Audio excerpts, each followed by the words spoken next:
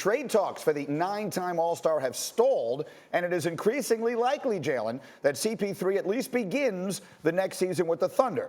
According to Woj, Sam Presti, the GM, is not interested in surrendering draft picks to sweeten a deal. As a result, we are likely going to see Chris Paul play for OKC next year. And here's some opinion from Woj. He writes, Sam Presti welcomes the idea of Paul playing for his franchise this season, and Paul has warmed to the idea of the Thunder as a landing spot for the year based on the organization and a competitive talent level. Competitive, I guess, is the operative word. They're not going to be a terrible team. They're not a tanking team. They're not a team we figure will be, competing for the worst record in the league. But they're certainly not a contender of any consequence. So what will it mean for a guy like CP3 at this stage of his career to be there? CP3, don't panic. Don't give him a discount. This is all noise.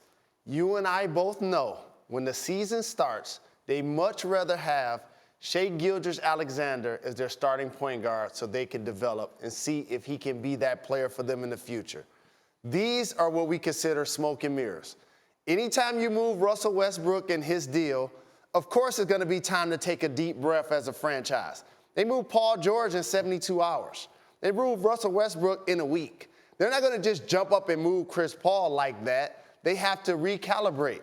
So for a team that Presti says, welcome CP3. Of course they do. He's under contract.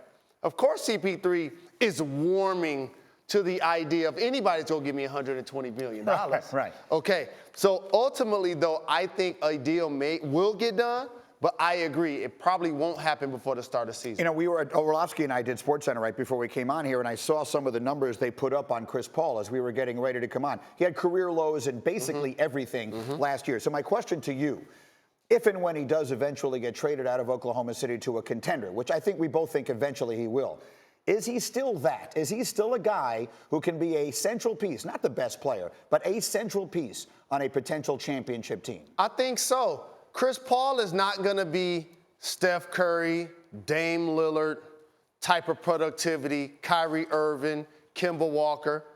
But on a nightly basis, he can play just as well as certain all-stars throughout the league. Now, big guys, we don't think twice about them playing into their mid-30s. So when Al Horford gets a 4-year, $100 million deal, we don't think twice. Or Marc Gasol opts back in for $25 million. But think about guys like J.J. Redick, Kyle Korver, who are shooters. We see them as guys that can play into their mid-30s. But CP3 doesn't wow you with his athleticism, Greeny. He's a smart player. He's a defender. He's going to make good decisions with the ball. There's always a place for a guy like that when he's healthy. Yeah, and a guy who plays with the ball in his hands is probably not ideally suited to play alongside James Harden. So we probably haven't seen the best of what Chris Paul still has left in the last couple of years. One way or another, Paul on OKC long-term doesn't seem to make a whole lot of sense. Thank you for watching ESPN on YouTube. For more sports, highlights, and analysis, be sure to download the ESPN app. And for live streaming sports and premium content, subscribe to ESPN+.